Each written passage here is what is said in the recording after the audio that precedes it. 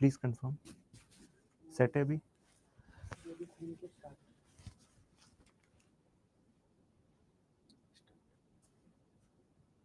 Good morning everyone.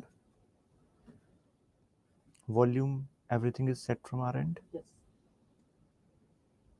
Great.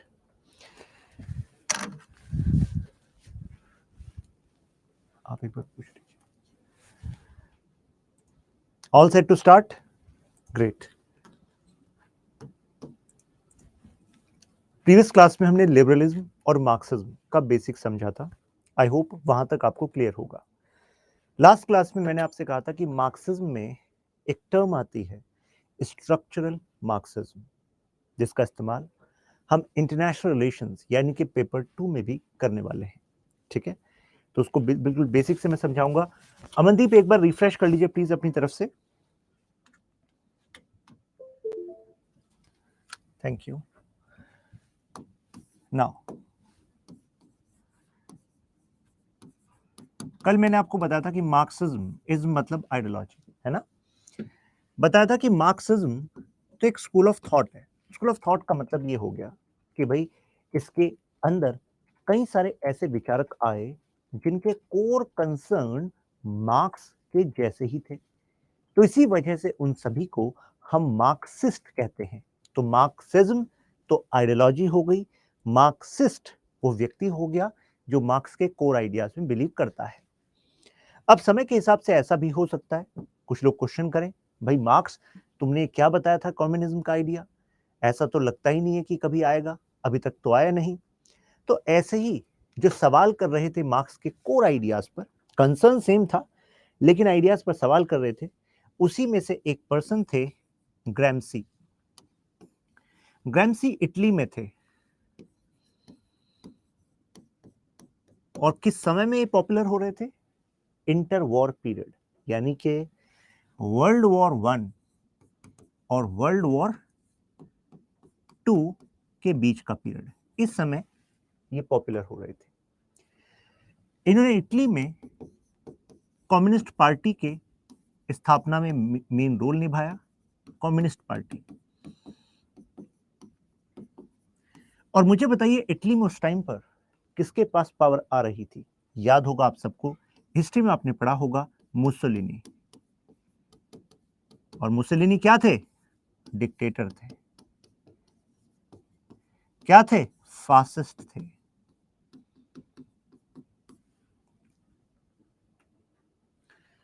Mussolini believe करते थे hyper nationalism में। मुसोलिनी का एक डायलॉग था, nothing before state, nothing against state, nothing above state. एक तरीके से मान लीजिए कि राष्ट्र से पहले कुछ नहीं, राष्ट्र के खिलाफ कुछ नहीं, राष्ट्र से ऊपर कुछ नहीं। तो कहने का मतलब यह है कि जो भी गवर्नमेंट कह रही है, एक्चुअली राष्ट्र तो एक कॉन्सेप्ट है, नेशन का कॉन्सेप्ट है कि नेशन शब्द जो है, मैं एक एक करके आपको सारे बेसिक्स बता रहा हूं, जरा ध्यान से सुनते रहना, स्टोरी में कनेक्टेड है। नेशन जिसको हम राष्ट्र कहते हैं, ये आया है एक वर्ड नेसाई से, जो एक्चुअली कनेक्ट करता है वर्ड किनशिप से। किनशिप ये समझ लीजिए एक रिलेशन, यानी कि सेंस ऑफ कॉमननेस। अगर आपस में हमें एक सेंस ऑफ कॉमननेस है और उसके आधार पर हम एक पॉलिटिकल यूनिट के अंडर रहने के लिए तैयार हैं, क्योंकि हम एक जैसा कोई विचार रखते हैं, एक जैसा धर्म, भाषा, कल्चर रखते हैं, तो ऐसे में जो पॉलिटिकल यूनिट हमने चुनी इस पूरे एरिया के ऊपर, तो हम उसको नेशन कहते हैं। Nation is a sense of commonness, यानी कि it is about an emotion as well, a sense of connection as well. तो सेंस ऑफ कनेक्शन है नेशन। मुसोलिनी उसी समय में थे जिस समय जर्मनी में हिटलर पॉपुलर हो रहे थे। मुसोलिनी और हिटलर में एक बात कॉमन थी, दोनों कम्युनिज्म के खिलाफ थे। तो सोचो, उसी देश में ग्रैम्सी कम्युनिस्ट पार्टी की स्थापना कर रहे हैं, तो इनके खिलाफ एक्शन होगा कि नहीं होगा? होगा।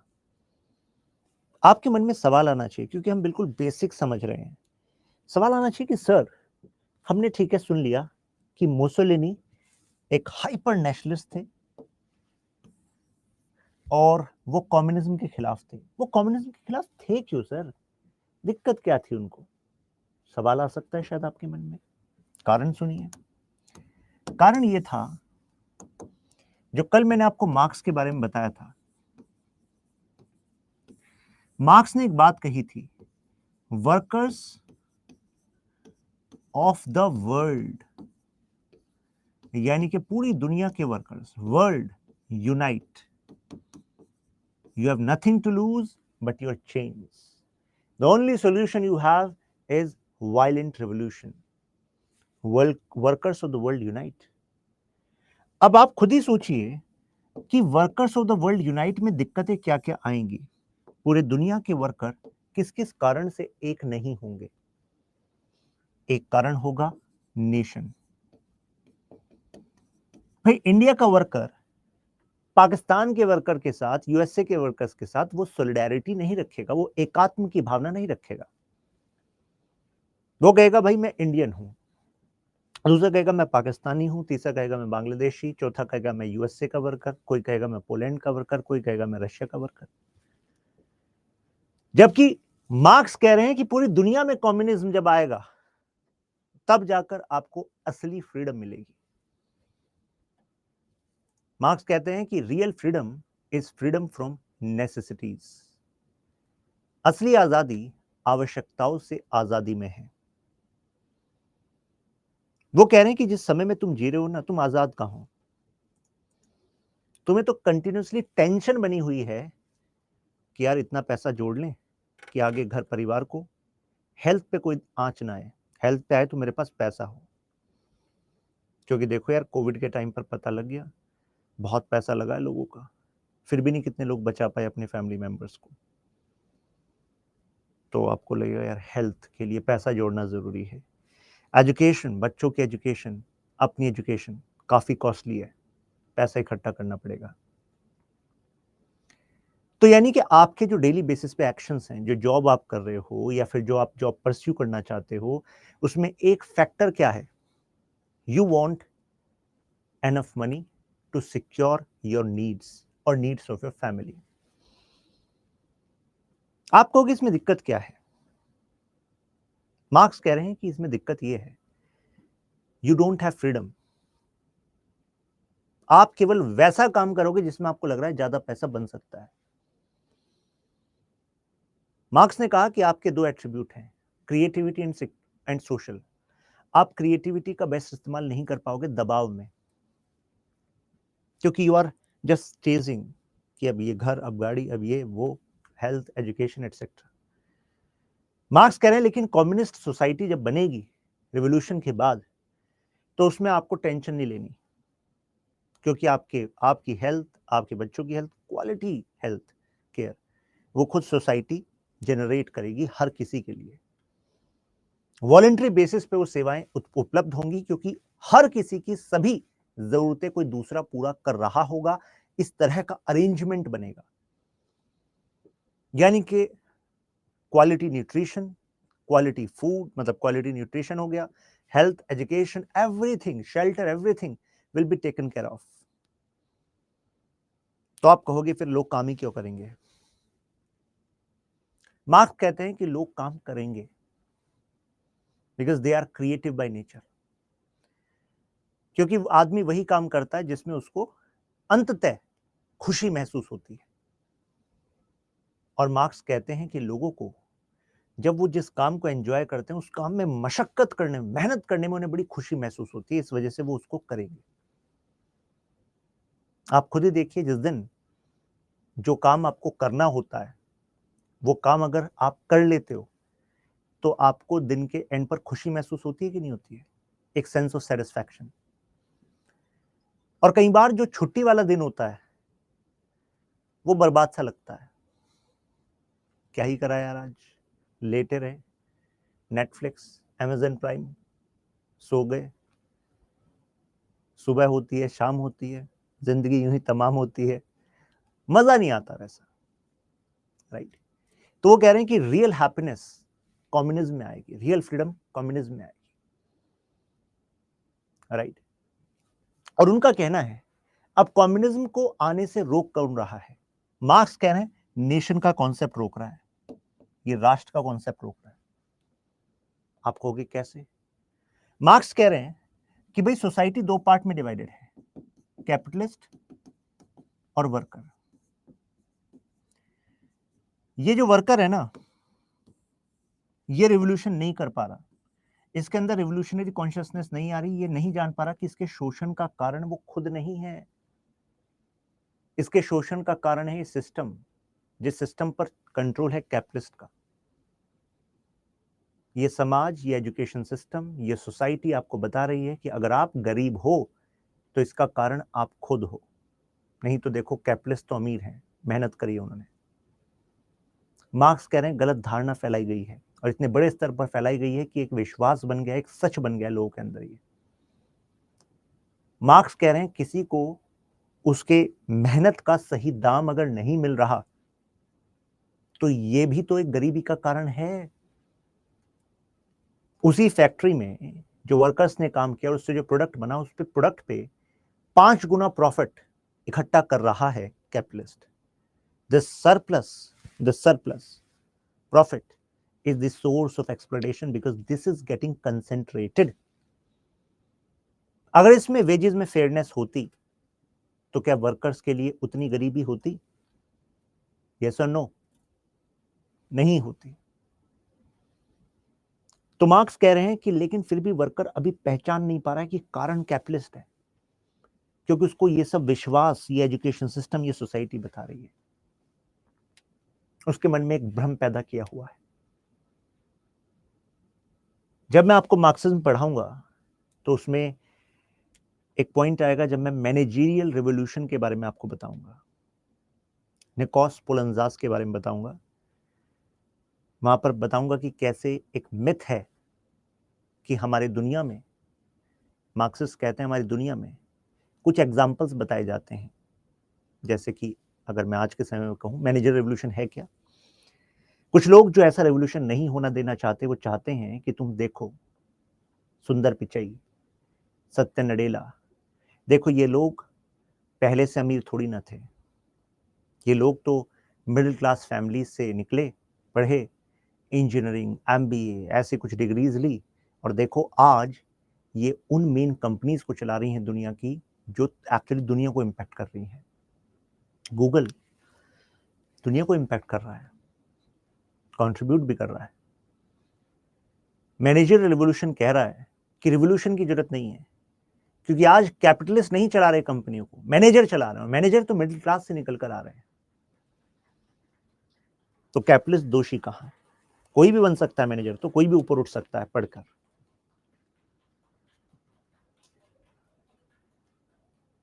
तो इस पर अब मार्क्सिस्ट का पॉइंट आता है कि ऐसा है नहीं। अगर 110 करोड़ की जनता से में अगर आप देखो कि 70 करोड़ 80 करोड़ तो मान लीजिए गरीब और मिडिल क्लास, और इससे ज़्यादा हैं, बल्कि मैं कहूँगा कि कुछ रिपोर्ट्स के अनुसार 40% के आसपास पुअर, फिर रिमेनिंग, क्योंकि कंसंट्रेशन ऑफ वेल्थ तो केवल कुछ ही परिवारों, कुछ ही घरानों के पास, कुछ ही कैपिटलिस्ट के पास होता है। तो इसमें काउंटर ये आता है कि नहीं, आप ये नहीं कह सकते वर्कर को कि देखो मैनेजर देखो कोई भी बन सकता है। उनका कहना है कि मैनेजर केवल, आप समझो कि 110 करोड़ की जनता से अगर आपने 4 एग्जाम्पल दे दिए तो क्या उन 4 एग्जाम्पल से प्रूव हो गया कि ये दुनिया सबको बराबर अपॉर्चुनिटी देती है? अरे इतने सारे लोग हैं दुनिया में केवल जो स्टोरीज बिकती हैं मीडिया में वो सक्सेस की बिकती हैं। तो इसी वजह से उन 4, 5, 10 एग्जाम्पल्स को पेश किया जाता है एज रोल मॉडल, जिससे कि बाकी लोग रिवोल्यूशन ना करें, चेज करते रहें, इसी साइकिल में घूमते रहें कि किसी दिन शायद इन 4-5 में वो भी शुमार होंगे, उसमें से कुछ निकल जाएंगे, फिर वो 4, 5, 10 ही होंगे। करोड़ों की जनता से अगर 4, 5, 10 निकल रहे हैं तो इसका मतलब ये है कि आप उस सिस्टम पर सवाल नहीं कर पा रहे, उस सिस्टम की खामियों पर सवाल नहीं कर पा रहे जो एक्चुअली कुछ लोगों को लेवरेज दे रहा है, राइट। तो यहां पर वो कह रहे हैं कि अब क्योंकि कैपिटलिस्ट सेम नेशन का है, वर्कर सेम नेशन का है, तो अगर उस फैक्ट्री में उसका शोषण भी हो रहा है, वर्किंग कंडीशंस खराब हैं, सही वेजेस नहीं मिल रही। लेकिन जैसे वो देख रहा है कि यार ये कैपिटलिस्ट भी इसी राष्ट्र का है, मैं भी हूं, दोनों इसी राष्ट्र को रेस्पेक्ट करते हैं, तो रेवोल्यूशन की जरूरत क्या है, हम दोनों तो एक हैं। कैपिटलिस्ट कह रहे हैं, मार्क्सिस्ट कह रहे हैं कि देखो जहां जहां कैपिटलिस्ट और वर्कर एक दूसरे को एक मान रहे हैं तो फायदा केवल कैपिटलिस्ट का है। वो कह रहे हैं ऐसे ही रिलीजन, मार्क्स कहते हैं religion is opium of masses, ये तो अफीम है धर्म, तो क्योंकि धर्म की अफीम दे दी वर्कर को कि तुम्हें गरीबी शोषण झेल रहे हो, यानी कि ईश्वर चाहता है कि तुम अपने कर्म को काटो। जैसे यूरोप में मार्क्स ऑब्जर्व करते हैं कि कहा जा रहा है कि देखो जीसस ने भी तो कितना पेन से सहा था ह्यूमैनिटी के लिए, तो pen is not bad.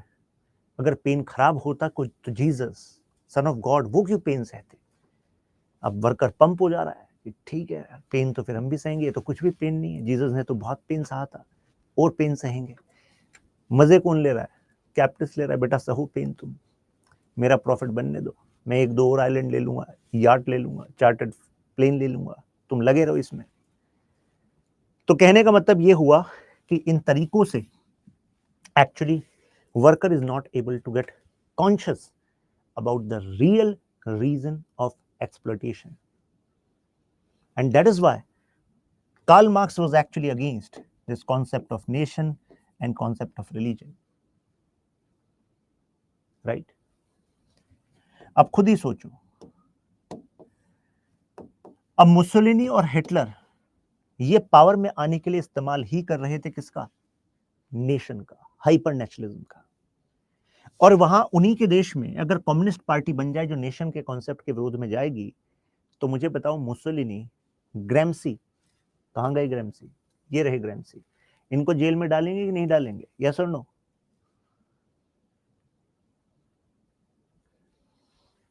Rahul Raj कह रहे हैं कि your words kindle an internal fire. Thank you Rahul Raj, लेकिन at the same time I release an advisory कि ऐसा नहीं होना चाहिए कि आप मेरे विचारों से प्रभावित होकर अब सोचो कि अब बंदूक वगैरह निकाल लेते हैं, power flows through barrel of gun, revolution ले आते हैं, क्योंकि हमारा ऑब्जेक्टिव क्या है, मेरिट लिस्ट में आना है, ठीक है ना, 310 प्लस स्कोर लाना है, ठीक है। तो अब यही हुआ, क्योंकि ग्रैम्सी यहां पर सिखा रहे थे ये बात, तो भाई इनको जेल में डाल दिया। अब जेल में जब डाल दिया तो इन्होंने एक बुक लिखी, मतलब कलेक्शन था लेटर्स का, वो बुक बन गई प्रिजन नोटबुक। और ग्रैम्सी को हम प्रिजन नोटबुक के थ्रू ही समझते हैं। मेजर पार्ट ये लाइफ का अपना जेल में रहे, इतने बुरे हालात में रहे कि जब निकले तो तुरंत ही जल्दी इनकी मृत्यु हो गई। अब यहां पर ग्रैम्सी ने कुछ ऐसी बातें कही जो मार्क्स के विचारों से अलग थी। ग्रैम्सी को नियो मार्क्सिस्ट कहा जाता है। पॉलिटिकल साइंस में कोई भी चीज रटने वाली नहीं है, ध्यान रखना, हर चीज का रीजन है, समझना है, ठीक है, नहीं तो फिर हमारे पढ़ाने का फायदा क्या। नियो ऐसे तो याद रख सकते हो, new. Actually new Marxist were those who are bringing some critical, some new points, or you can say views in Marxism. आप कहोगे क्या सर ऐसा क्या, अभी समझाते हैं, एक एक चीज समझ में आएगी। ग्रैम्सी न्यू मार्क्सिस्ट है, यानी कि मार्क्स से अलग कुछ नए, मार्क्स के खिलाफ कुछ विचार ला रहे हैं, लेकिन मार्क्स में बिलीव करते हैं। लेकिन इनका मानना है कि यार अब तक रिवोल्यूशन आया क्यों नहीं। मार्क्स कह रहे थे कि स्पॉन्टेनियस रिवोल्यूशन आ जाएगा, एक दिन वर्कर खुद खड़े हो जाएंगे दुनिया के, और फिर रिवोल्यूशन आ जाएगा, कम्युनिज्म आ जाएगा। तो मार्क्स का तो ये मानना था कि स्पॉन्टेनियस आएगा रिवोल्यूशन, लाने की जरूरत नहीं है। मार्क्स का मानना था कि capitalist are digging their own grave, ये स्टेटमेंट्स है मार्क्स की जो आप अपने आंसर में भी यूज करते हैं। Capitalist are digging their own grave, ये खुद ही ऐसी व्यवस्था बना रहे हैं कि डिफरेंस बहुत बढ़ता जा रहा है, और इतना बढ़ता जाएगा तो एक दिन रिवोल्यूशन आएगा। मार्क्स ने एक मॉडल दिया था, इसी मॉडल से फिर मैं कनेक्ट करूंगा ग्रैम्सी को, ध्यान से सुनना। मॉडल है बेस सुपरस्ट्रक्चर मॉडल।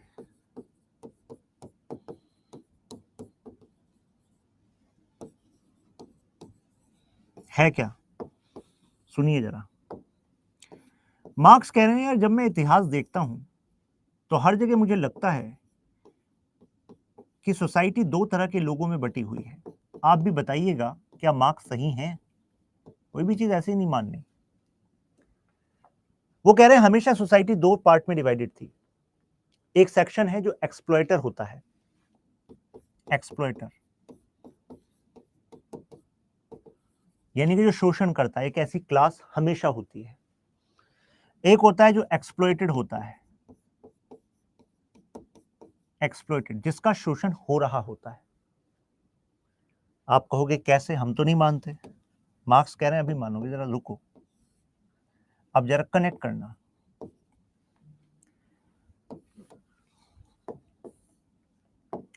मार्क्स कह रहे हैं take example of ancient time. Ancient time में यूरोप में जो सोसाइटी दो पार्ट में डिवाइडेड थी, एक थे मास्टर क्लास और एक थी स्लेव क्लास। वर्ल्ड हिस्ट्री में भी आप पढ़ते हैं कि स्लेव सिस्टम काफी प्रेवलेंट था, लोगों को खरीदा बेचा जाता था। रवि आज कर लोगे ये काम या नहीं? खरीदना बेचना लोगों को नहीं कर सकते। क्यों नहीं कर सकते? खरीदना बेचना नहीं कर सकते, क्यों? क्योंकि slavery is prohibited, right? Slavery system फिर खत्म हो गया था। स्लेव का मतलब क्या होता है? स्लेव अपने आप में मास्टर क्लास की प्रॉपर्टी होती है। मुझे बताओ, आप किसी की प्रॉपर्टी हो क्या?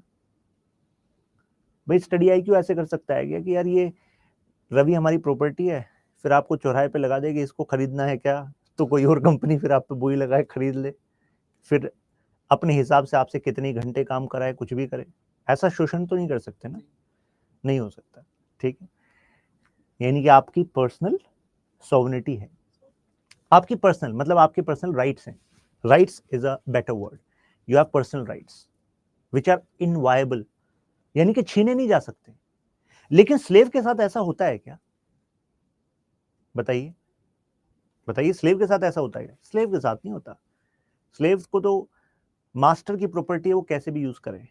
इसी वजह से कितना शोषण होता था स्लेव का। मास्टर और स्लेव में डिफरेंस क्या है? कितने लोग कनेक्ट कर पा रहे हैं कि मास्टर स्लेव में डिफरेंस इकोनॉमिक है? यानी कि मास्टर क्लास के पास प्रॉपर्टी और स्लेव क्लास के पास प्रॉपर्टी नहीं है, वो खुद मास्टर की प्रॉपर्टी है। बात क्लियर है कि नहीं है? यस और नो? यस। आगे बढ़ते हैं। मार्क्स कहते हैं कि अगर आप मिडिवल टाइम में देखोगे तो मिडिवल टाइम में कितनी जगह पर जो प्रेवलेंट सिस्टम था वो था लॉर्ड और सर्व्स। सर्व्स होते थे एक तरीके से सर्वेंट्स जो कि उसके लैंड पर काम करते थे। लॉर्ड जिसके पास बिग चंक ऑफ लैंड है। सर्व के पास अपॉर्चुनिटी नहीं है कि वो कभी लॉर्ड बन पाएगा, क्योंकि हेरिडिटरी सिस्टम होता था। किंग बेस्टो करता था ये अपॉर्चुनिटी कि आपकी फैमिली हमारी वफादार रही, आप इस पूरे एरिया के लॉर्ड हैं। दोनों में डिफरेंस क्या है? कितने लोगों को समझ में आ रहा है कि यार ये डिफरेंस तो इकोनॉमिक ही है? लॉर्ड के पास प्रॉपर्टी है, सर्व के पास नहीं है। सर्व का एक्सप्लॉयटेशन होता था, लॉर्ड करते थे। बात तो ठीक कह रहे हैं मार्क्स भाई। आगे बढ़ते हैं, मॉडर्न टाइम में आते हैं, आज के समय में आते हैं। मॉडर्न टाइम का सबसे बड़ा फीचर है कि कैपिटलिज्म को पुश मिलता है इंडस्ट्रियलाइजेशन की वजह से, प्लस गवर्नमेंट के बैकफुट पर आने की वजह से। दखल कम हो गया गवर्नमेंट का, तो अब रियल पैसा किसके पास इकट्ठा हो रहा था? कैपिटलिस्ट के पास। और जिसके पास पैसा उसके पास पावर, क्योंकि वो इन्फ्लुएंस कर पा रहा था सरकार को। तो अब यहां पर सोसाइटी फिर दो पार्ट में डिवाइडेड हुई, लेकिन इस बार चेंज हो गई क्लास। क्लास क्या थी? कैपिटलिस्ट और दूसरे वर्कर। कैपिटलिस्ट और वर्कर। तो कैपिटलिस्ट जिनके पास कैपिटल है, वर्कर जो दूसरों की कैपिटल के मोहताज हैं एक तरीके से। वर्कर ज्यादा होंगे कि कैपिटलिस्ट ज्यादा होंगे भाई? वर्कर ज्यादा होंगे। नौकरी के लिए दौड़ने वालों की संख्या ज्यादा है, तो जाहिर सी बात है नेगोशिएटिंग पावर किसके पास ज्यादा होगी? कैपिटलिस्ट के पास ज्यादा होगी कि तुम नहीं तो कोई और सही, वो नहीं तो कोई और सही। तो अल्टीमेटली यहां पर एक्सप्लॉयटेशन किसका हो रहा है? वर्कर का। कौन कर रहा है? कैपिटलिस्ट। क्यों कर रहा है? डिफरेंस क्या है भाई? घर चलाना है कैपिटल से, और कैपिटल किसके पास ज्यादा है? प्रॉपर्टी किसके पास ज्यादा है? कैपिटलिस्ट के पास। यहां तक बात क्लियर है सबको? यस और नो? क्लियर है? क्लियर है। अब मार्क्स इसी बात को कह रहे हैं अपने बेस सुपरस्ट्रक्चर मॉडल में। वो कह रहे हैं कि सोसाइटी का जो बेस है वो इकोनॉमिक है। जिसके पास कंट्रोल इकोनॉमिक पर होगा, जिसके पास पैसा होगा, मास्टर के पास पैसा था तो master was having influence in that society. Lord के पास पैसा था, Lord were having influence. Capitalist के पास पैसा तो कैपिटलिस्ट के पास इन्फ्लुएंस। जैसे रवि, अगर तुम मैसेज करोगे, मेल करोगे पीएमओ में कि I want to meet our nation's prime minister, आज मेल कर दो, आप कर दो आज मेल लेक्चर के बाद, ठीक है? कर सकते हो कि नहीं कर सकते हो? अरे कर सकते हो यार, क्या दिक्कत है भाई? नेशन के सिटीजन हो आप, कर सकते हो मेल कि I want to meet PM Modi, कर दो मेल पीएमओ की मेल आईडी पर, ठीक है? अच्छा, और दूसरी तरफ जो है मेल जो जा रही है वो जा रही है मार्क जकरबर्ग के ऑफिस से या सुंदर पिचाई के ऑफिस से। तो क्या लग रहा है कि पीएमओ से किसको इनविटेशन आएगा मिलने का? रवि को आएगा या फिर सुंदर पिचाई को आएगा? रवि कह रहे हैं मुझे आएगा। रवि कह रहे हैं, रवि जरा बोलना ये बात अपनी, नहीं नहीं बोलो बोलो, जेन्युइन बात बोल रहे हो, बोलो। मैं कुछ सिखाना चाह रहा हूँ बच्चों को, आपको इसलिए बिठाया। क्यों? क्योंकि मैं फर्स्ट टाइम मिलूंगा, वो लोग मिल चुके हैं पहले उनसे, तो इस वजह से आपको ऑफर आएगा पहले। आपको मुझे ऑफर आएगा। रवि, आपको नहीं लग रहा ज्यादा सीधे हैं रवि? रवि कह रहे हैं कि मुझे आएगा ऑफर पहले मिलने का, क्योंकि सुंदर पिचाई तो मिल चुके हैं, मैं पहली बार मिलूंगा।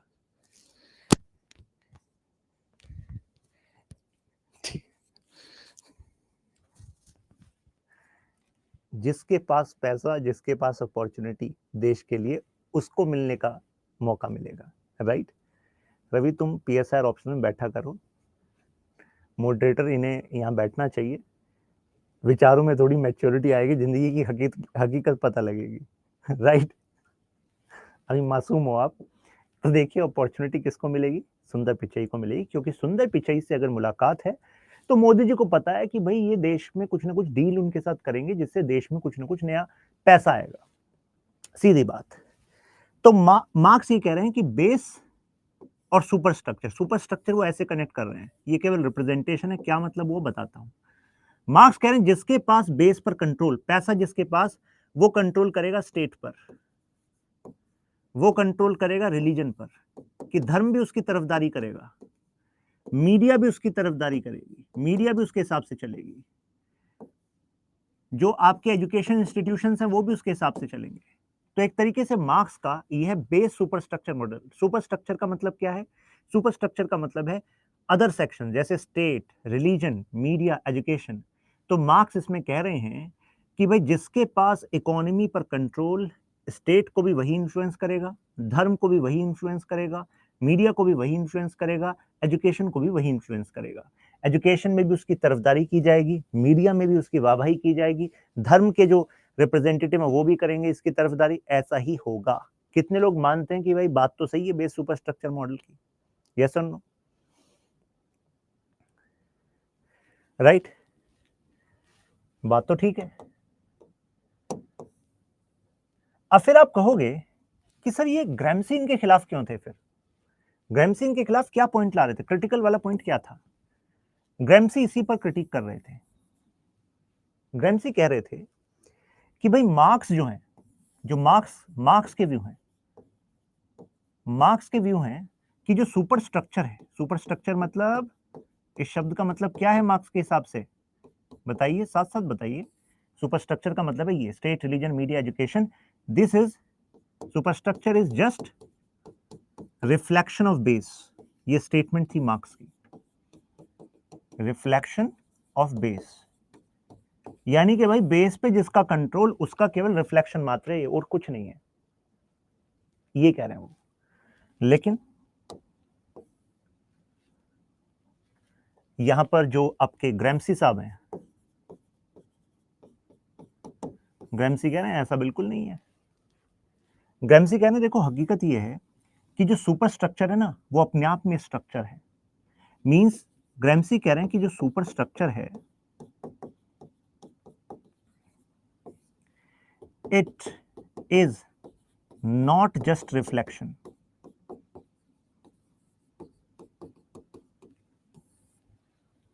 आपको कि मतलब क्या हुआ समझिए। मार्क्स कह रहे थे कि बस बेस में रिवोल्यूशन लाना है, यानी कि वर्कर्स को रिवोल्यूशन लाकर कैपिटलिस्ट क्लास से प्रॉपर्टी छीननी है, सब में सब कुछ बराबर, कॉमन ओनरशिप कर देनी है, प्राइवेट ओनरशिप को खत्म कर देना है, और इससे कंप्लीट रिवोल्यूशन आ जाएगा समाज में, सब कुछ ठीक हो जाएगा। सिंपल सॉल्यूशन है मार्क्स का, केवल यहां रिवोल्यूशन लाना है और काम आपका हो जाना है। ये मार्क्स का सॉल्यूशन है, क्योंकि वो कह रहे हैं कि जिस पर इसका कंट्रोल, मतलब जिसका कंट्रोल इस पर, उसका कंट्रोल सब पर। ग्रैम्सी कह रहे हैं लेकिन ऐसा नहीं है। ग्रैम्सी कह रहे हैं कि स्टेट, रिलीजन, मीडिया, एजुकेशन को इतना ज्यादा इन्फ्लुएंस कर चुका है कैपिटलिस्ट क्लास ने कि अब आप उसको केवल रिफ्लेक्शन मत मानिए। अगर रिवोल्यूशन लाना चाहते हैं तो आपको इसमें एक सेपरेट रिवोल्यूशन लाना पड़ेगा। यानी कि लोगों के दिमाग में अब गहराई तक बसा हुआ है कैपिटलिज्म, यही उनके लिए वे ऑफ गुड लाइफ है। मेरे पास ज्यादा पैसा हो, मेरे पास लग्जरी गुड्स हो, और ज्यादा पैसा मैं कंसंट्रेट कर लूं, यही सक्सेस का डेफिनेशन है। तो अगर वर्कर्स ने मिलकर रिवोल्यूशन ला भी दिया ना, तो कोई बड़ा इंपैक्ट शायद ना हो, क्योंकि काफी सारे लोगों के दिमाग में तो अभी यही एजुकेशन, यही मीडिया की छाप पड़ी हुई है, और कई सारे वर्कर्स में भी दिमाग में यही छाप पड़ी हुई है कि यार मुझे भी एक दिन कैपिटलिस्ट बनना है। कैपिटलिज्म से वो परेशान है, लेकिन still they are attracted to this way of life, है कि नहीं रवि? तो वो कह रहे हैं कि भाई इसमें बदलाव लाना पड़ेगा। अब इस बात को समझाने के लिए ग्रैम्सी एक कंसेप्ट का इस्तेमाल कर रहे हैं। तो स्ट्रक्चरलिस्ट का मतलब क्या हुआ? जब भी मैं आईआर में स्ट्रक्चरल मार्क्सिस्ट की बात करूंगा तो इसका मतलब ये होता है कि वो कहते हैं we should recognise the influence of religion, media, education, state in a separate manner. ये अपने आप में बहुत इन्फ्लुएंस रखते हैं, और अगर रिवोल्यूशन लाना है तो 2 स्टेज रिवोल्यूशन आएगा। मास के हिसाब से एक रिवोल्यूशन आएगा, वो वायलेंट रिवोल्यूशन, खत्म रिवोल्यूशन हो जाएगा, बस सब ठीक हो जाएगा। लेकिन ग्रैम्सी जो स्ट्रक्चरल मार्क्सिस्ट है वो कहते हैं पहला रिवोल्यूशन लाना पड़ेगा यहां, आपको ऐसे लोग खड़े करने पड़ेंगे, अपनी अब अलग मीडिया बनानी पड़ेगी, कम्युनिस्ट लोगों को अपनी एजुकेशन, मीडिया, इन्फ्लुएंस क्रिएट करना पड़ेगा, लोगों के अंदर कॉन्शियसनेस जगानी पड़ेगी। जब यहां पर आप इन्फ्लुएंस कर दोगे, काउंटर कर दोगे उनकी हेजेमनी को, ये वर्चस्व उन्होंने इससे बनाया है कैपिटलिस्ट क्लास ने। एक एग्जांपल से समझाता हूं। ये कहा जाता है कि किसी भी समय की जो कॉमन सेंस होती है वो रूलिंग क्लास की कॉमन सेंस होती है, यानी कि जो रूलिंग क्लास चाहती है कि आप चाहो वही आप चाहते हो। मैं एग्जांपल एक और देता हूं। एक और मार्क्सिस्ट थिंकर है नाओम चॉम्स्की। एमआईटी का नाम सुना आपने? Massachusetts institute of technology. नाम टेक्नोलॉजी है, लेकिन वहां पर काफी समय तक कंट्रीब्यूशन देते रहे Noam Chomsky, NAOM space Chomsky, CHOMSKY। आप सर्च करेंगे आ जाएगा। नाओम चॉम्स्की एक आइडिया देते हैं, मैन्युफैक्चर्ड कॉन्सेंट। क्या है मैन्युफैक्चर्ड कॉन्सेंट? नाओम चॉम्स्की कहते हैं कि आप सब जो सोचते हो कि ये मेरी चॉइस है, मेरी कॉन्सेंट है, वो आपकी कॉन्सेंट नहीं है, वो आपकी चॉइस नहीं है। ये चॉइस मार्केट बना रही है आपकी। आपको क्या फोन लेना चाहिए, आपको अपने बारे में कब अच्छा कब बुरा सोचना चाहिए, ये मीडिया, एडवर्टीजमेंट इंडस्ट्री बनाती है। For example Ravi, Fair and Lovely use करिए कभी? ईमानदारी से बताओ। देखो, अच्छा क्यों? फेयर एंड लवली आपको नहीं लगता ज्यादातर लोग इस वजह से लगा रहे थे क्योंकि एडवर्टीजमेंट, मतलब सोसाइटी में एक तो आइडिया प्रेवलेंट कि भाई फेयरनेस मतलब सुपीरियरिटी, वो अपने आप में क्या है, एक मिथ है ना। और फिर मार्केट ने उसको कैसे बनाया? एडवर्टीजमेंट के थ्रू, भाई फेयरनेस होगी तो बस सक्सेस हो गए, और शाहरुख खान और ये बस यही कमी रह गई थी, बाकी तो जिंदगी में सब कुछ कर ही लिया था। तो इससे क्या है, आपकी अपने बारे में जो विचार है, कॉन्फिडेंस, वो सब कुछ इंपैक्ट कर रहा है। फायदा किसको हो रहा है? मार्केट को हो रहा है, उन प्रोडक्ट्स को हो रहा है। आपकी हाइट, आपकी हेयर्स, आपके कलर, ये सब जो है, ये सब मैं एग्जांपल दे रहा हूं कि इससे जुड़े जो आपके अपने बारे में विचार है वो मार्केट बना रही है, नॉट यू। Manufactured consent. अच्छी लाइफ का आइडिया क्या होना चाहिए? ये सोशल मीडिया फैड जो क्रिएट किया जाता है, ये एल्गोरिथम से क्रिएट किया जाता है और इसका फायदा कंपनियों को होता है। तो कहने का मतलब ये हुआ कि कितनी सारी जो चॉइसेस आप सोचते हो कि भाई ये मेरी चॉइस है, वो आपकी चॉइस नहीं है। ये मीडिया में एक फोमो बनाया जाता है, फियर ऑफ मिसिंग आउट। यार मैंने नहीं किया या मैं पीछे रह गया तो बस फिर तो सब मिस हो जाएगा, राइट? तो ऐसे में ग्रैम्सी कहते हैं कि पहला रेवोल्यूशन यहां पर और उसके बाद सेकंड रेवोल्यूशन होगा वायलेंट रेवोल्यूशन। पहला रेवोल्यूशन होगा यहां। तो यानी कि सुपर स्ट्रक्चर की भी अपनी रिलेवेंस है, राइट? ये बात क्लियर है आपको? यस और no? Is it clear? Yes और नो?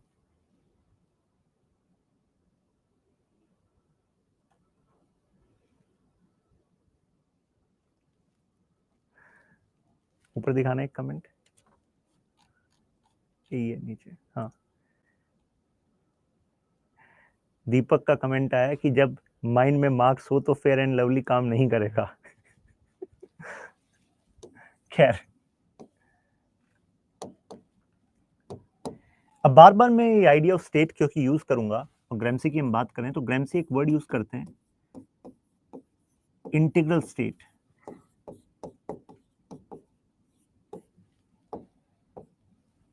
ग्रैम्सी कहते हैं कि देखो जो स्टेट होती है ना, स्टेट मतलब तुम समझते हो गवर्नमेंट, है ना? मार्क्स कहते हैं, जो ग्रैम्सी है वो कहते हैं कि देखो जो सिविल सोसाइटी है, it acts like a first layer and second layer is state which is represented by, you can say, government, right?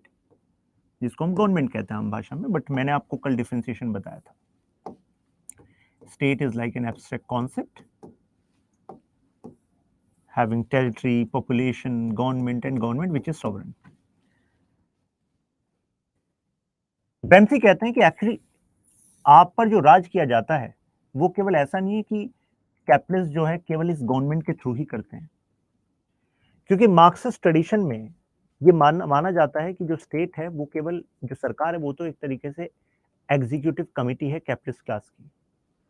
Executive committee मतलब जो कैपिटलिस्ट चाहते हैं उसको एग्जीक्यूट करती है सरकार।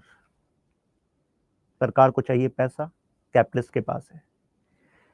वो कहते हैं कि state is an instrument of exploitation. सरकार तो एक जरिया है एक्सप्लॉयटेशन का, लेकिन डायरेक्ट एक्सप्लॉयटेशन नहीं करते। जैसे ये है सोसाइटी, ये है आप लोग। ग्रैम्सी कह रहे हैं कि सबसे पहले तो ये जो सिविल सोसाइटी है ये बीच की एक ऐसी लेयर है जो पॉजिटिविटी बनाकर रखती है, यानी कि सॉफ्ट पावर का इस्तेमाल करती है। सॉफ्ट पावर का मतलब होता है पावर ऑफ अट्रैक्शन।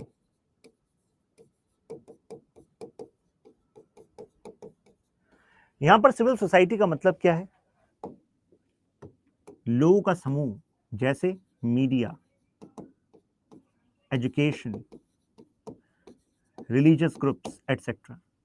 अब मुझे बताइए, अगर इस जनता को इस पूरे सिस्टम के बारे में अट्रैक्शन क्रिएट कराया जा रहा है, अच्छी अच्छी बातें बताई जा रही है कि जबरदस्त हो रहा है, बहुत अच्छा हो रहा है, गजब चल रहा है, मतलब सब अच्छा है और बस तुम में कुछ खामियां उसको सुधार लो, तो मुझे बताइए क्या ये कभी रिवॉल्यूशन करेगी क्लास?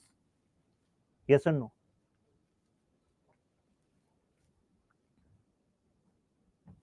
बताइए, यस और नो? नहीं करेगी।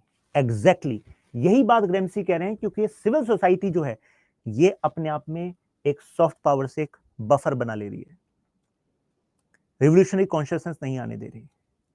फिर ग्रैम्सी कह रहे हैं अगर फिर भी अगर जनता इतनी परेशान हो जाए, माने ही ना, जनता कहे कि यार ये सिस्टम शोषण कर रहा है हमारा, जनता कहे कि यार ऐसा क्या हो रहा है कि सरकार जो है वो बहुत ही सस्ते दरों पर देश के रिसोर्सेस, माइंस, जमीनें कैपिटलिस्ट क्लास को दे रही है, और फिर सरकार कहती है कि बजट में पैसा कम है तो प्यार से टैक्स बढ़ा देती है। महंगाई, टैक्स की दोहरी मार आम जनता पर।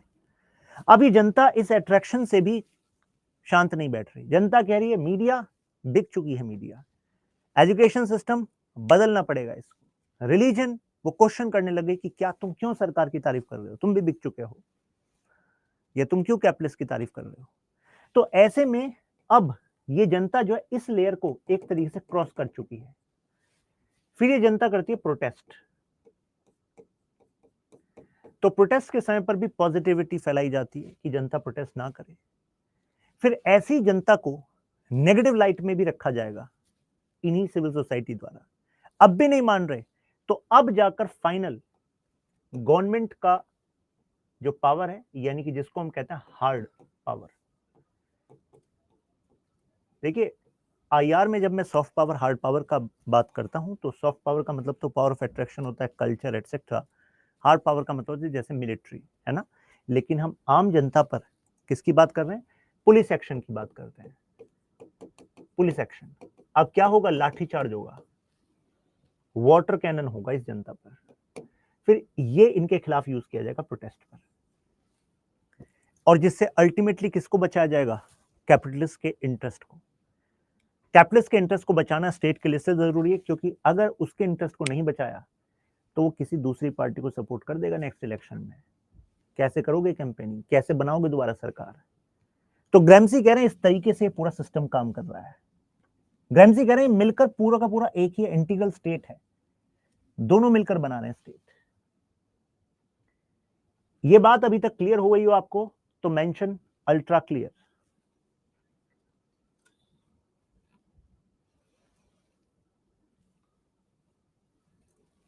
क्लियर है? विपुल कह रहे हैं but sir in democracy people have power to change the government. बिल्कुल सही कहा आपने। लेकिन जो मार्क्सिस्ट हैं जैसे ग्रैम्सी हैं, तो ग्रैम्सी कहेंगे विपुल कि बेटा people have power to change the government. बिल्कुल सही कहा आपने। But don't you think money has power to change the mind of people?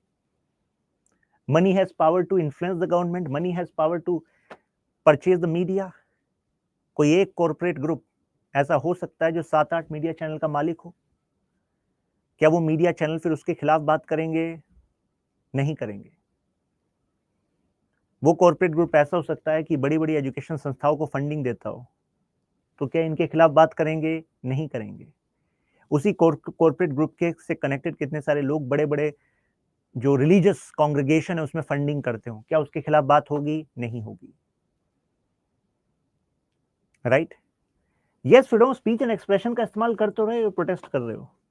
देखो सिस्टम को बनाए रखने के लिए जनता के अंदर ये बिलीफ पैदा करना भी जरूरी होता है कि तुम्हारे अधिकार प्रोटेक्टेड हैं। लेकिन मार्क्सिस्ट कहते हैं कि अल्टीमेटली बेनिफिट किसका हो रहा है? कैपिटलिस्ट का हो रहा है। ठीक है। आदर्श कह रहे हैं सर ग्रैम्सी और मार्क्स एक ही बात नहीं कह रहे। बिल्कुल, क्योंकि दोनों मार्क्सिस्ट हैं, बस डिफरेंस क्या है? जो मार्क्स है वो कह रहे हैं कि अभी तक जो मैंने बताया उसमें डिफरेंस क्या है? मार्क्स कह रहे हैं बेस पर रिवोल्यूशन ले आओ, सब चेंज हो जाएगा। एक रिवोल्यूशन लाना है, वायलेंट रिवोल्यूशन। ग्रैम्सी कह रहा है कि नहीं नहीं, इनके रोल को अंडरमाइन मत करो, रिलीजन मीडिया एजुकेशन, यहां पर आपको काउंटर हेजेमनी लानी पड़ेगी, अपने इंटेलेक्चुअल्स खड़े करने पड़ेंगे, अवेयरनेस लानी पड़ेगी। तो पहला रिवोल्यूशन होगा ये कि लोगों के अंदर कॉन्शियसनेस लाओ, तब जाकर सेकंड रिवोल्यूशन होगा। तो मीडिया एजुकेशन रिलीजन इन सबको भी इन्फ्लुएंस करना पड़ेगा आपको। राइट? तो आई थिंक ये बात क्लियर हो गई आपको। तो अब आपको स्ट्रक्चरल मार्क्सिज्म पता लगा, new Marxist, Gramsci, base super structure model, super structure क्यों कहते हैं, इंटीग्रल स्टेट, ये सब कुछ पता लग गया हो तो मेंशन वाह। Then we are going to get to the next keyword, that is utilitarianism.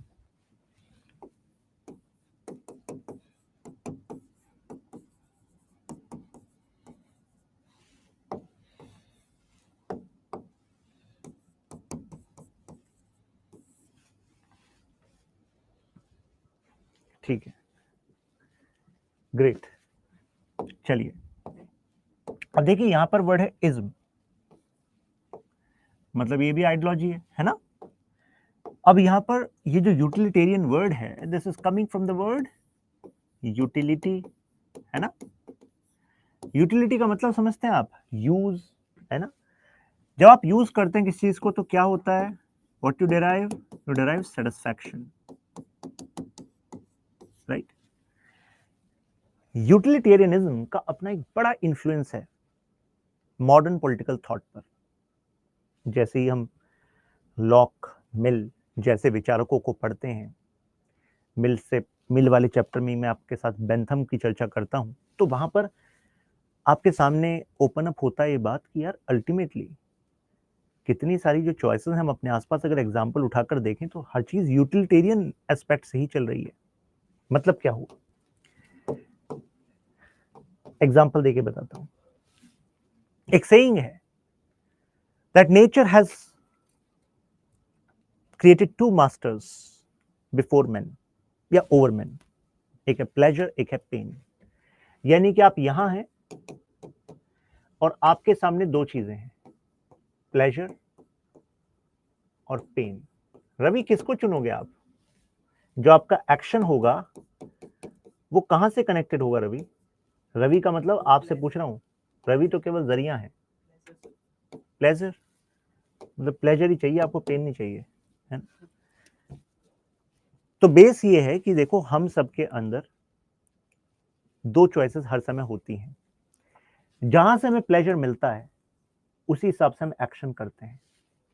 हम पेन से दूर भागना चाहते हैं, तो यानी कि ultimately what people wants to do, ये रवि करना क्या चाहता है? रवि चाहता है मैक्सिमाइजेशन ऑफ प्लेजर।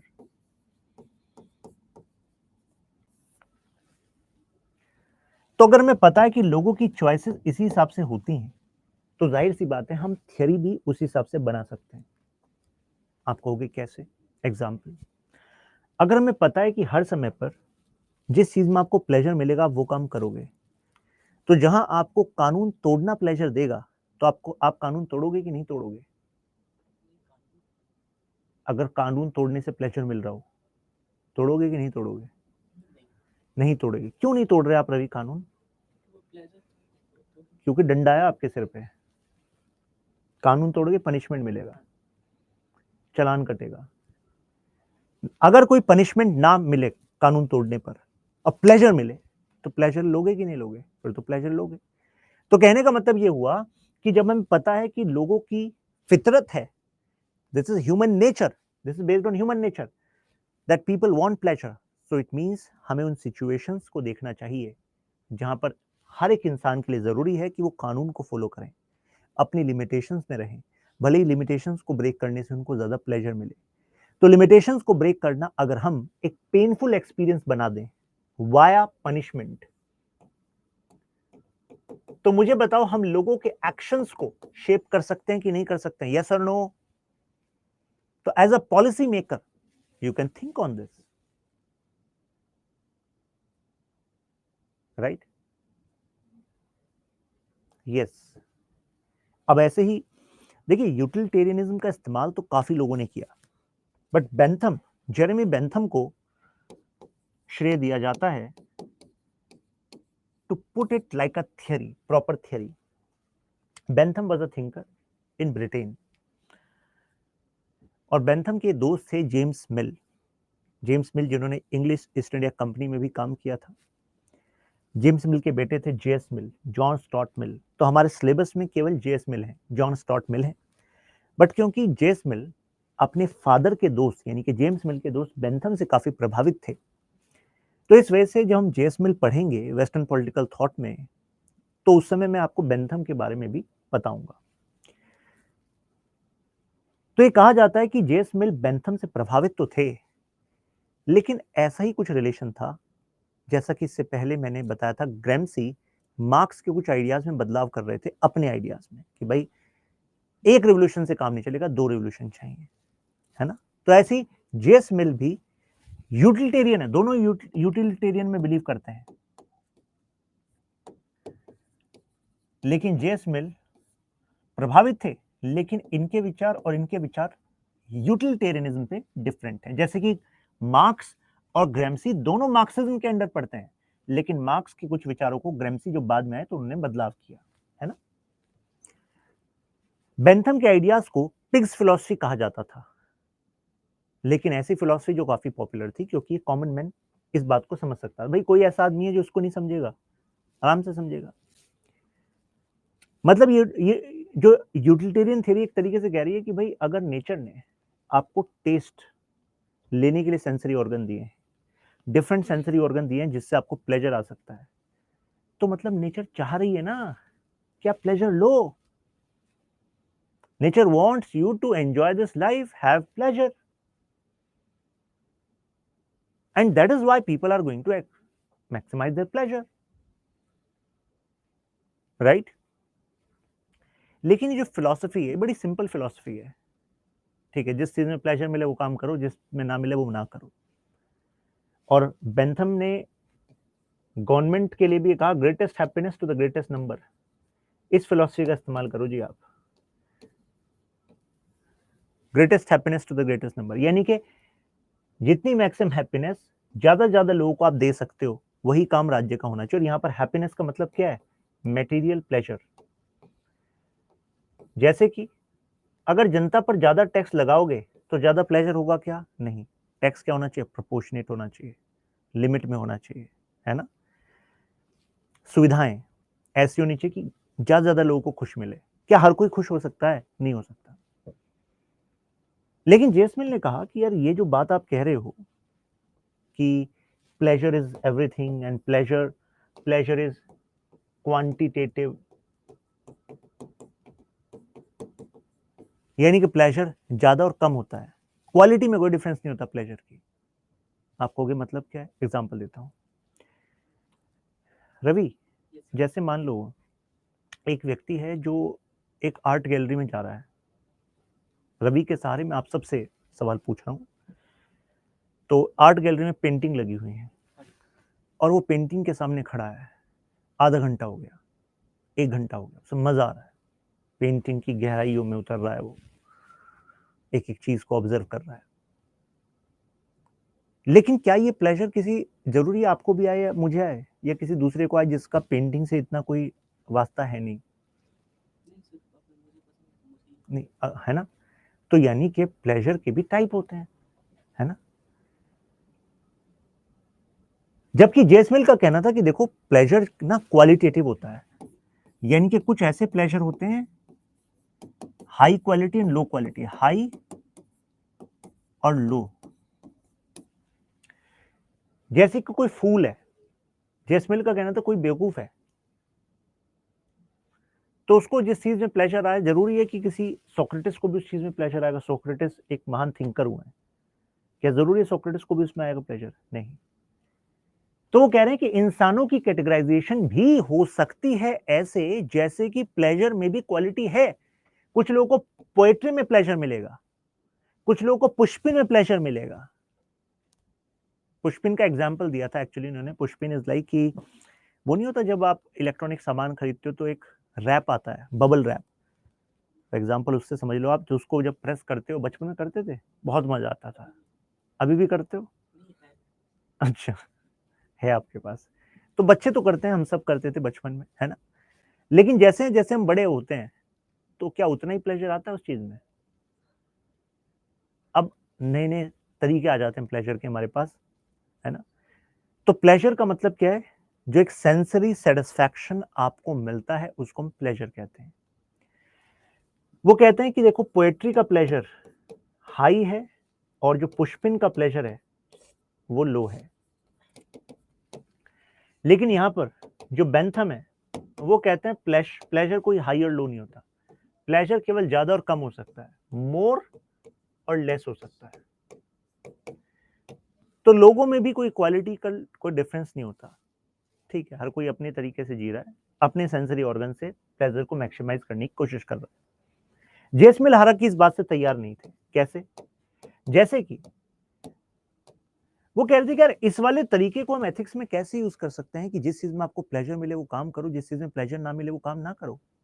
क्या इससे हम किसी भी देश का एथिक्स चला सकते हैं? नहीं चला सकते, क्योंकि इससे तो आप सेल्फ सीकिंग बन जाओगे। केवल अपने सेंसरी ऑर्गन्स,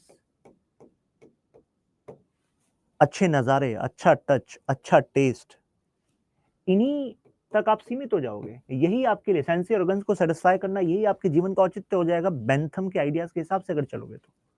तभी इसको कहा पिग्स फिलॉसफी। जैसे पिग होता है ना, उसको नहीं पता वो कहां लेटा हुआ है, उसको केवल खाना है, लेटना है, उसके लिए वही प्लेजर है। लेकिन क्या ये अच्छी लाइफ जरूरी है? हो नहीं। जबकि जेएस मिल एक्सपेंड करते हैं प्लेजर के आइडिया को। वो कहते हैं कि देखो हैप्पीनेस, वो कहते हैं कि देखो कई बार आप सैक्रिफाइस करते हो ना सेंसरी प्लेजर को, तब भी आपकी हैप्पीनेस इंक्रीज होती है। This is possible in human beings. JS mill was having very, you can say very clear idea कि यार इंसान एनलाइटेंड वे ऑफ बीइंग रखते हैं, यानी कि वो सेक्रीफाइस भी करते हैं दूसरों के लिए, उससे उनको सेटिस्फैक्शन मिलता है। आप कहोगे कैसे? रवि, जैसे कि 2 महीने का लॉकडाउन था और आपको एक आइसक्रीम बहुत पसंद है, कौन सी? नेचुरल्स की कोकोनट वाली, ठीक है। चलो 2 महीने से वेट कर रहे हैं रवि कि भाई लॉकडाउन खत्म हो और नेचुरल्स के स्टोर पे जाऊंगा, वो कोकोनट वाली आइसक्रीम खाऊंगा, ठीक है। अब 2 महीने खत्म हुए, लॉकडाउन हटा और आपके पास मात्र उतने ही रुपए हैं जितने में आपको आइसक्रीम मिल सकती है। आप शॉप पर पहुंचे जैसे तैसे, और आपने देखा जैसे आप आइसक्रीम लेकर निकले तो बराबर में एक बूढ़ी लेडी है एंड शी इज सेइंग कि भाई मैं इतनी गरीब हूं और लॉकडाउन लगा हुआ, मुझे पैसा भी नहीं मिल पाया और मैंने 2 दिन से कुछ नहीं खाया, तो मुझे आप ये दे दो। तो भाई आप तो अपने घर से खाना वाना खा के आए थे, आपके लिए तो डिजर्ट था, लेकिन उसके लिए जीवन का भाई इसी पे टिका हुआ है। तो अब आपके लिए आप बेंथम के हिसाब से चलोगे या जेएस मिल के हिसाब से चलोगे? बताइए, सवाल आप सबसे है, क्योंकि इससे मैं कनेक्ट करूंगा। अब किसी को अच्छा बनने की जरूरत नहीं है, जो जैसा है वैसा। आप बताइए, आप इनके हिसाब से मत चलना, अपने हिसाब से चलो। आप दे दोगे आइसक्रीम। जेएस मिल कह रहे हैं कि सैक्रिफाइस से भी इंसानों को हैप्पीनेस मिलती है, इंक्रीज होती है, और कई बार ये हैप्पीनेस सेंसरी प्लेजर से ज्यादा होती है। तो यानी कि आप बेंथम के हिसाब से नहीं चल रहे, यानी कि ये जो आइडिया ऑफ लाइफ है इससे ऊपर भी कुछ एग्जिस्ट करता है जो जेएस मिल कह रहे हैं। तो आपने उस बूढ़ी लेडी को इस वजह से अपनी आइसक्रीम दे दी क्योंकि आपको उससे एक नई सेटिस्फैक्शन मिली, लेकिन अल्टीमेटली है तो यूटिलिटेरियन आइडिया, क्योंकि दिया आपने इस वजह से क्योंकि वास्तव में आपको सेटिस्फैक्शन मिली। यस और नो? बट ये सेटिस्फैक्शन जो है, जो यूटिलिटेरियनिज्म की डेफिनेशन है, ये आपकी जेएस मिल वाली है। यस और नो? तो ऐसी definition of utilitarianism can be used in ethics, but not the definition of Bentham. Clear है बात? राइट? अब मैं ये आइडियाज आपको क्यों बता रहा हूं, क्योंकि इवन पेपर 2 में मैं कुछ इंटरेस्टिंग डिबेट लेकर आऊंगा कंटेम्प्रेरी इंटरनेशनल पॉलिटिक्स की। तो उसमें मैं आपकी थिंकिंग को यहां ओपन अप इसलिए कर रहा हूं जिससे कि मैं उसमें थोड़ा सा और डेप्थ में ले जाऊं आपको, डायमेंशंस के। तो इस पे सोचना, अब जब मैं वर्ड यूज करूंगा यूटिलिटेरियन, तो दिमाग में खुलना चाहिए ना, अच्छा utilitarian, utility, satisfaction, it means every action of ours is designed, or you can say we do, in order to derive satisfaction. And what kind of satisfaction? Bentham says pleasure. Pleasure means sensory organ से मिलने वाला pleasure, material pleasure. But J.S. Mill says कि इसके अलावा भी है, right? Clear है बात? Happiness,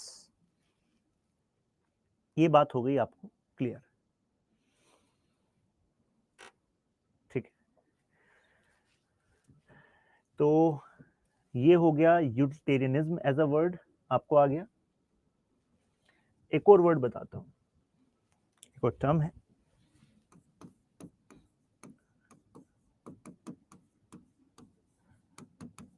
functionalism.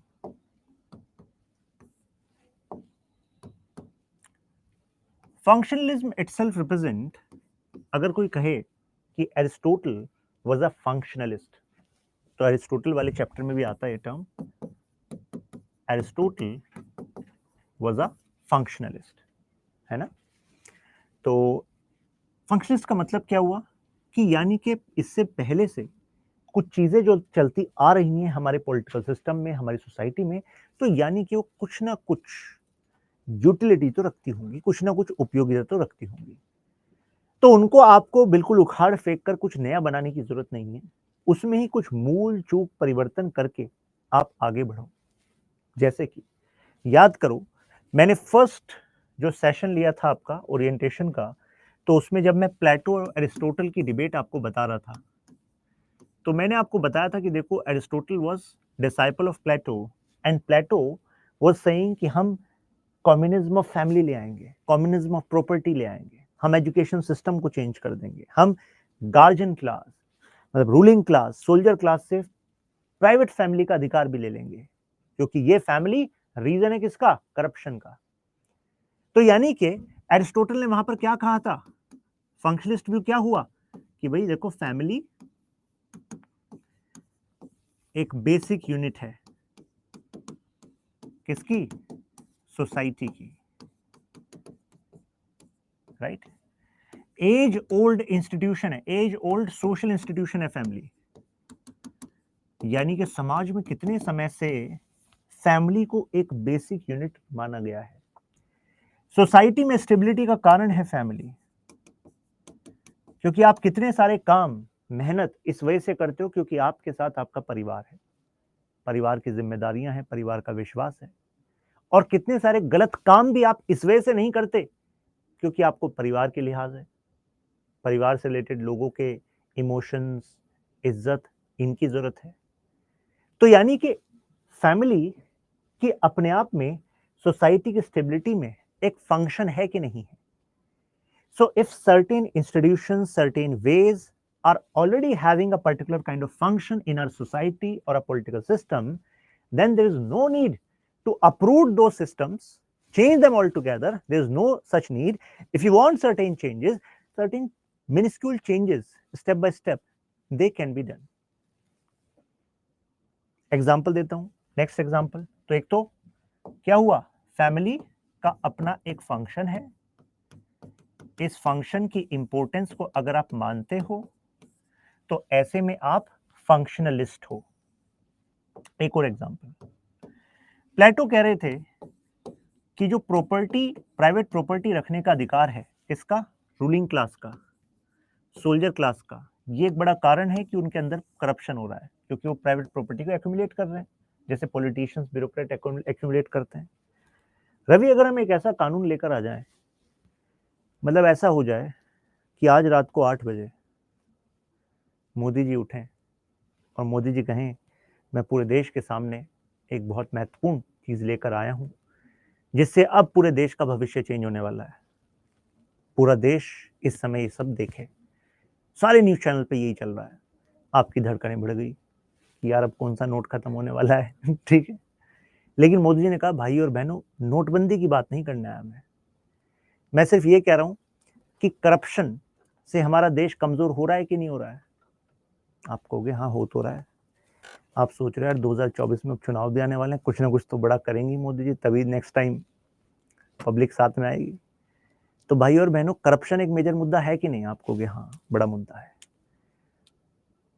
हमने इतिहास पढ़ा और फिर जाना कि करप्शन इन मिलिट्री क्लास, वैसे तो मिलिट्री क्लास को बहुत ऊपर हम मानते हैं, और ब्यूरोक्रेसी, पॉलिटिशियन, तो इन सब में जो करप्शन है, इससे जो है देश कमजोर होता है। आपने कहा बिल्कुल मोदी जी, बिल्कुल ठीक बात। और करप्शन करके करते क्या है? ये बड़ी बड़ी जमीनें ले लेते हैं, रिजॉर्ट खड़े कर लेते हैं, इन्वेस्ट कर देते हैं प्रॉपर्टी में पैसा, गोल्ड ले लेते हैं, एटसेट्रा। तो भाई और बहनों, आज रात 12 बजे के बाद कोई भी ब्यूरोक्रेट, कोई भी पॉलिटिशियन, कोई भी मिलिट्री पर्सन अपने नाम पर कभी भी, अपने नाम पर या अपनी फैमिली के नाम पर कभी भी कोई प्रॉपर्टी रख ही नहीं सकता। इनकी सभी जरूरतों का खर्चा उत्तम तरीके से सरकार उठाएगी पूरी जिंदगी। तो बताओ भाई और बहनों, यूपीएससी सिविल सर्विस एग्जाम की तैयारी करने वालों में कुछ संख्या में कुछ कमी आएगी कि नहीं आएगी?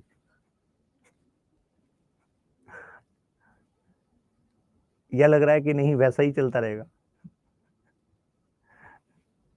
तो कहने का मतलब ये हुआ की जो प्रॉपर्टी है इसको एबोलिश कर रहे थे। कौन सी प्रॉपर्टी को? Private property for ruling class and soldier class. कौन कर रहा था? प्लेटो कर रहे थे। जो मोदी जी का मैंने एग्जांपल लिया, ये एक्चुअली प्लेटो का आइडिया था एंशिएंट टाइम में, ठीक है ना।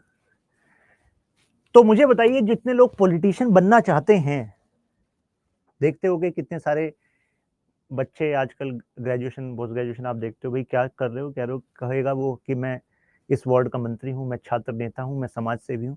आपको नहीं लगता उनमें भी कुछ कमी आएगी?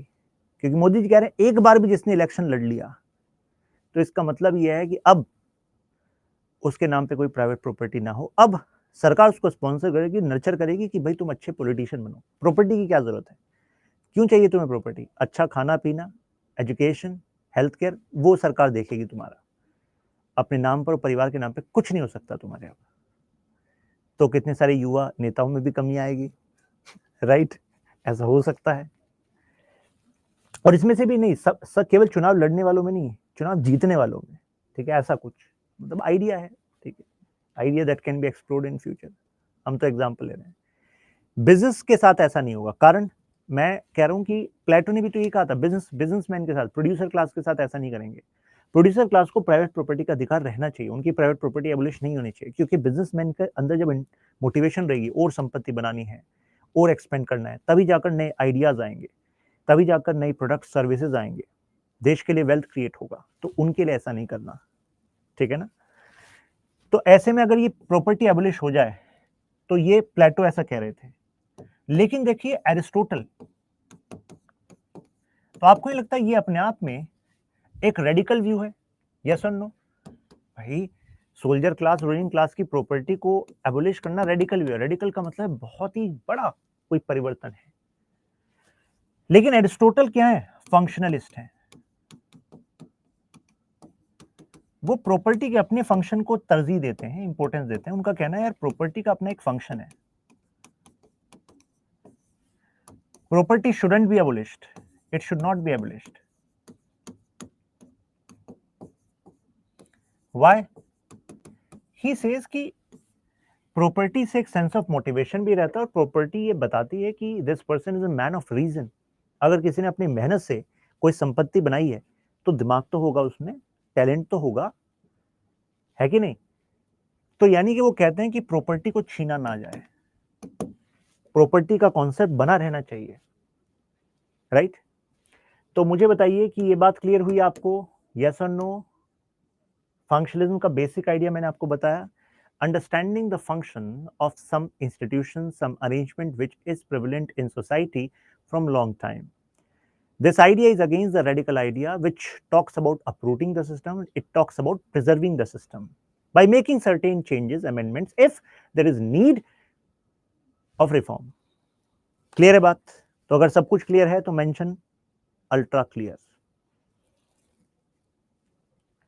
रक्षिता जरा देखना है क्या कमेंट दे रही हैं। रक्षिता is saying sir but bureaucrats को तो वैसे भी पर्सनल बिजनेस अलाउड नहीं है ना। जी हाँ, पर्सनल बिजनेस अलाउड नहीं है, बस ये है कि कई बार ऐसा होता है पति पत्नी के नाम पे 13-14 कंपनियां बन जाती हैं, मैजिक हो जाता है, इन्वेस्टमेंट ऐसे इस तरीके से फ्लॉट हो जाता है। क्लियर है बात?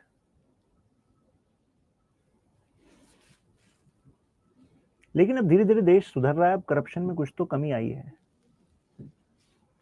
ठीक है।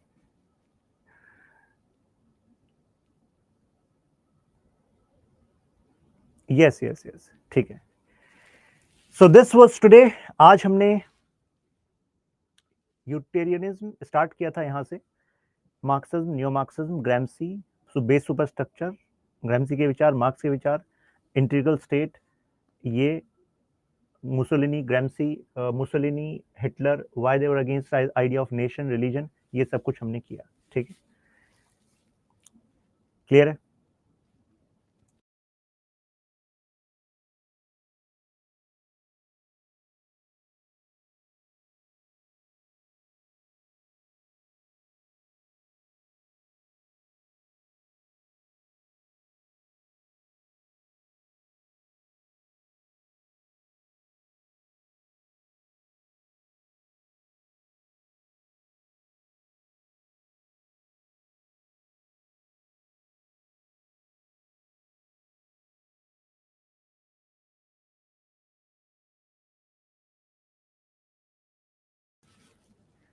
ठीक है, आपको ये अपलोड कराना है क्या? You need this to be uploaded?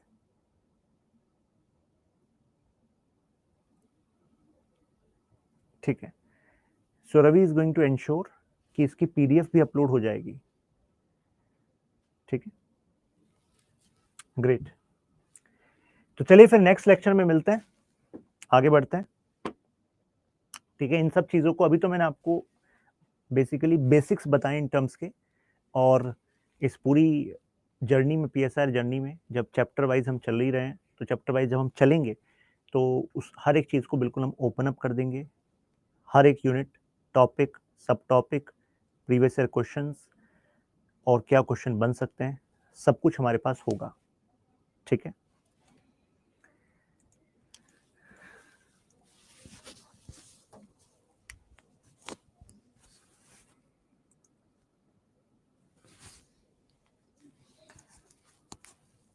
Exit.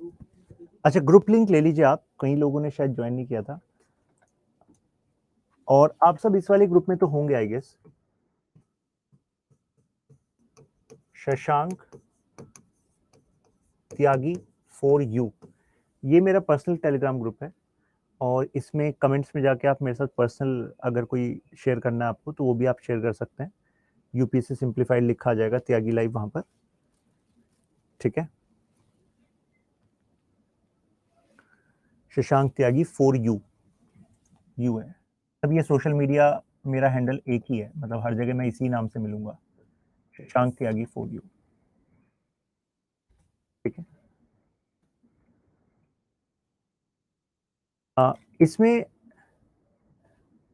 जो टेलीग्राम लिंक है आपको शेयर कर रहे हैं वो मास्टर ग्रुप है पीएसआर ऑप्शनल का, अभी रवि शेयर कर रहे हैं आपको, जस्ट होल्ड अ बिट। आप उस पर टैप करेंगे ना, इसमें तो आप टेलीग्राम में सर्च कर लेना है Shashank Tyagi for you, direct आ जाएगा, उसको ज्वाइन कर लेना और वहां से पीडीएफ डाउनलोड कर लेना आप, PSR basic kit, PSR code kit, PSR के foot notes, hand written notes भी मैंने दे रखे हैं पूरे सिलेबस के, paper 1 section A section B, paper 2 section A section B, वो भी आप डाउनलोड कर सकते हैं। वैसे तो सिलेबस के साथ आपको हर एक चीज़ लेक्चर वाइज मिलेगी ही। इस पे टेलीग्राम पे आप क्लिक करेंगे, क्रोम में कुकीज़ को हटा लेना, डायरेक्ट आपको ग्रुप आ जाएगा, ज्वाइन कर लेना। ठीक है, चलिए फिर मिलते हैं। नेक्स्ट क्लास का अपडेट आपको पोर्टल पर आ जाएगा, आपके मैसेज में आ जाएगा। ठीक है, next class we are going to have Thursday, day after tomorrow. ठीक है, और इसी वीकेंड तक हम ये सब कुछ कंप्लीट कर लेंगे, बेसिक टर्मिनोलॉजीज, और 2 more classes day after tomorrow and then, और उसके बाद फिर हमारा स्टार्ट हो जाएगा पहला टॉपिक, पेपर 2 सेक्शन ए, और फिर उस तरीके से हम चलते रहेंगे। ठीक है, चलिए फिर मिलते हैं।